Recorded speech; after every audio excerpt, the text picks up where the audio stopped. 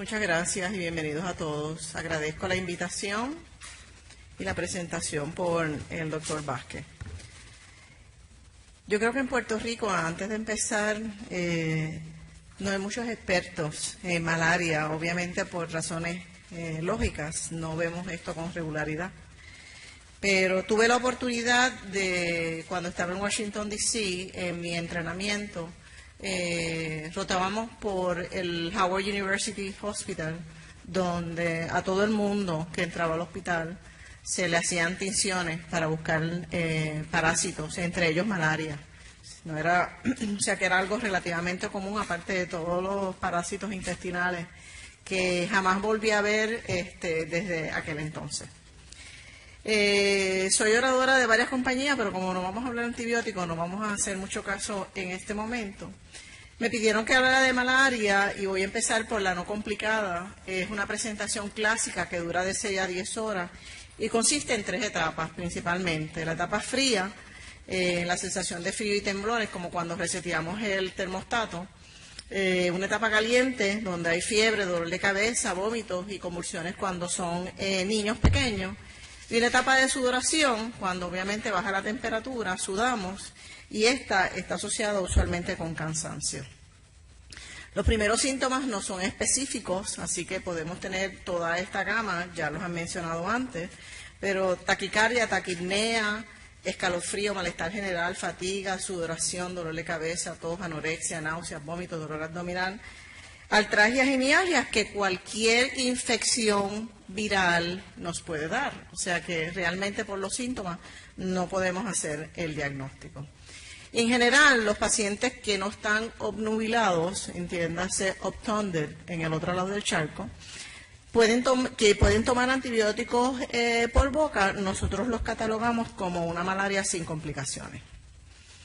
El examen físico depende de dónde estemos. Si el paciente no ha estado expuesto anteriormente, entiéndase que no está inmune, vamos a ver una anemia leve y un vaso palpable después de varios días, con ictericia leve en los casos de falciparum, pero si estamos en áreas endémicas ya el cuento es otro. Obviamente ahí vemos anemia, vemos esplenomegalia, e inclusive podemos no palpar el vaso porque podemos tener infartos dentro del vaso por exposiciones múltiples a malaria. En términos de laboratorio, de esta malaria no complicada, vemos anemia, trombocitopenia, elevación de las enzimas del hígado, una coagulopatía leve, aumento en BUN y creatinina. Y definitivamente en el diagnóstico clínico sabemos que la no complicada puede ocurrir con cualquiera de los plasmodium, pero falciparum, como ya han mencionado, es la más virulenta. No es posible determinar la especie por la clínica, como ya dijimos, y ahí ya mencionaron, ¿verdad?, las características de cada una de ellas. En la malaria complicada está asociado con niveles altos de parasitemia. La Organización Mundial de la Salud define esto como 5% de los eritrocitos en las zonas de baja transmisión y 10% en las de alta transmisión. En el caso de nosotros, yo creo que estamos por debajo de eso y quizás se nos ha hecho difícil hacer el diagnóstico por la microscopía que nosotros tenemos disponible con personas que no son expertas, porque mis tecnólogos no lo son. Y yo me senté y yo creo que yo sabía de malaria y se me hizo bien difícil. Muchos de los hallazgos clínicos son el resultado de glóbulos rojos parasitados, y esto también la doctora lo menciona, la doctora Serrano, y se debe, ¿verdad?, a esta citoadherencia causando pequeños infartos, fuga capilar y la difusión de varios órganos, lo cual se explica de por sí que es una malaria complicada. Tenemos alteración de la conciencia con o sin convulsiones. Podemos desarrollar dificultad respiratoria o ARDS. Pueden tener un colapso circulatorio, acidosis metabólica, que esto es principalmente la complicada, insuficiencia renal y hemoglobinuria. Insuficiencia hepática, coagulopatía con o sin la coagulación intravascular diseminada, anemia grave o hemólisis intravascular masiva, hipoglucemia. Y realmente, cuando miramos a estos pacientes de malaria complicada, se ven pálidos, pueden tener petequias, ictericia. Aquí el vaso y el hígado pueden ser palpables. Y en casos de Vivax podemos ver la ruptura esplénica en algunos casos. En términos de laboratorios, a diferencia de los primeros, son iguales a la no complicada, pero los últimos dos pueden presentar acidosis e hipoglucemia, que no vemos con tanta frecuencia en la no complicada. Cuando hablamos de malaria cerebral, esta es una encefalopatía que cursa con alteración de la conciencia, delirio y o convulsiones, que tiene un inicio gradual, pero puede ser repentino después que el paciente convulsa. La gravedad depende de la combinación de varios factores. Número uno, la virulencia del parásito, la respuesta inmune del huésped, ¿verdad?, que varía entre unos y otros, y el tiempo entre el inicio de los síntomas y cuando le comenzamos la terapia. Así que definitivamente la malaria cerebral se debe atender con prontitud. Si no se trata es universalmente fatal, puede progresar rápidamente a coma y muerte. Cuando miramos el líquido cefalorraquídeo podemos pensar que tenemos una encefalitis viral. En estos casos la glucosa tiende a ser un poquito más baja, pero no nos da el diagnóstico mirando el líquido cefalorraquídeo. Con tratamiento, aún dándole los antimalariales adecuados, la mortalidad está entre 15 y 20%. Y con frecuencia vemos secuelas neurológicas como es la hemiplegia, perlesía y otros. Esto es un MRI de un niño de 2 años donde definitivamente vemos que no podemos ver los surcos de su cerebro. Entre las otras complicaciones tenemos hemorragias de las retinas. Les voy a enseñar una foto en adelante. La acidosis, cuando tenemos esa acidosis que la vemos más en malaria complicada, es un pobre pronóstico. Se debe principalmente a la glucólisis anaeróbica en los tejidos del huésped, donde los parásitos secuestrados interfieren con esa microcirculación. Ahí también se puede deber a la producción de lactato por el parásito, a hipovolemia, sobre todo si estamos en una anemia severa, y la insuficiencia hepática junto con la deficiencia en el aclaramiento del lactato renal. Esto es una foto demostrando obviamente las hemorragias, yo creo que se ven claramente. Entre las otras complicaciones existe la insuficiencia renal y es común en adultos con malaria severa por falciparum. Grandes cantidades de hemoglobina y otros pigmentos de la malaria pueden estar presentes en la orina por hemólisis intravascular. También existe lo que conocemos como el Blackwater Fever, ¿verdad? Este síndrome es poco común, pero se manifiesta con orina muy oscura, donde después de varios ataques de malaria falciparum ocurre esta manifestación y está asociada con una mortalidad alta.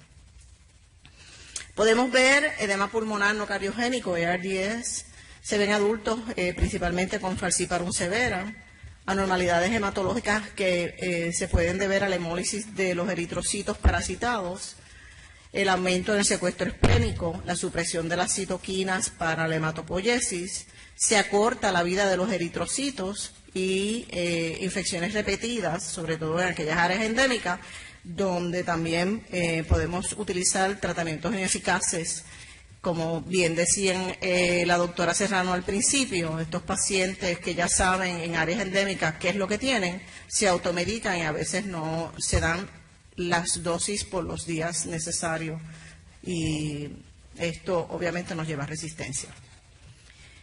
Disfunción hepática que puede ser leve o severa. La severa se debe a la hemólisis, lesión de los hepatocitos y la colestasis, principalmente en adultos que tienen falciparum. La difusión hepática con insuficiencia renal es una combinación que cuando vemos otro órgano envuelto ya nos dice que tiene mal pronóstico. En un estudio, y esto me está bien interesante porque lo podemos utilizar nosotros que tenemos malaria importada, se evaluaron entre el 15 de enero y el 1 de diciembre de 1994 en el Tropical Disease Unit de Toronto, del Hospital de Toronto, utilizando 28 laboratorios de los hospitales que estaban cerca de esa área. Y ellos consiguieron un experto que leyera, y era un experto, y vamos a ver que de verdad era un experto, donde mirara todas las laminillas, pero cada uno de esos laboratorios a su vez evaluó las laminillas y todas las muestras antes del tratamiento fueron evaluadas por PCR para confirmar que era con lo que estábamos lidiando. Y entonces aquí, en esta tabla, fíjense que dice que el experto, ¿verdad?, que estaba leyendo estas laminillas, vio Plasmodium vivax en 45 casos y el PCR, 44 de esos 45 confirmó el diagnóstico y el otro tenía vivax y falciparum. Y así por el estilo. Los falciparum vio 33 y 33 se confirmaron por PCR. O sea, este de verdad es un experto. Y en mi opinión, eso es lo que nosotros no tenemos. Expertos leyendo laminillas de malaria. Interesante, ¿verdad? Que obviamente basamos nuestro diagnóstico principalmente en microscopía, pero como todos han dicho anteriormente, es importante que sepamos leerlas. En este estudio, 63% habían buscado asesoramiento de un médico antes de irse de viaje y 11% utilizó la quimoprofilaxis recomendada. Voy a un área donde tiene malaria, ay, es importante, espérate, déjame preguntarle a mi médico, fueron donde el médico y solamente 11% se bebió la profilaxis. 17% utilizó las medidas de protección de insectos. Yo creo que si hiciéramos ese estudio hoy, con el dengue de chikungunya, yo creo que algunos más nos pondríamos el insecticida. 59% de los casos no se dio con el diagnóstico inicialmente. Y eso tiene que ver con que el hecho de que es importada, porque en las áreas endémicas obviamente el diagnóstico se hace más fácil. 64% del diagnóstico microscópico fue incorrecto para la especie. Entiéndase, estos eran los diferentes laboratorios de los 28 hospitales, o sea, 64%. Hubo un retraso en el tratamiento de 7.6 días para falciparum y 5.1 para vivax. 7.5% de los pacientes con infección por Plasmodium falciparum desarrollaron malaria grave. 7.5. 11% de todos los casos la terapia fracasó, entiéndase, por resistencia. Y cuando yo vi este estudio dije, caramba, esto nosotros nos debería servir un poquito para saber cómo vamos a lidiar con este problema. CDC, muy bien dijeron que el CDC Travel, todos, cualquiera, no los doctores, médicos, profesionales de la salud. Juan del Pueblo puede entrar a la CDC y buscar el país donde va y rápidamente vamos a encontrar no solamente si hay malaria resistente o no, que yo creo que es bien importante. Número 2, que otras vacunas y que otras cosas debemos saber y si hay brotes en el área en ese momento. O sea que el mejor recurso, y es como ya bien dijeron, está al día, es CDC Travel. También CDC ya incluyó una página a finales de julio que tiene que ver en específico con la República Dominicana, que es esa que le estoy demostrando ahí. Y para que vean cuán expertos nosotros somos, por lo menos en Cagua, le quité los nombres de mis pacientes, pero mis resultados, como se pueden ver, todos han sido negativos. Pacientes con clínica y el historial de viaje, correcto.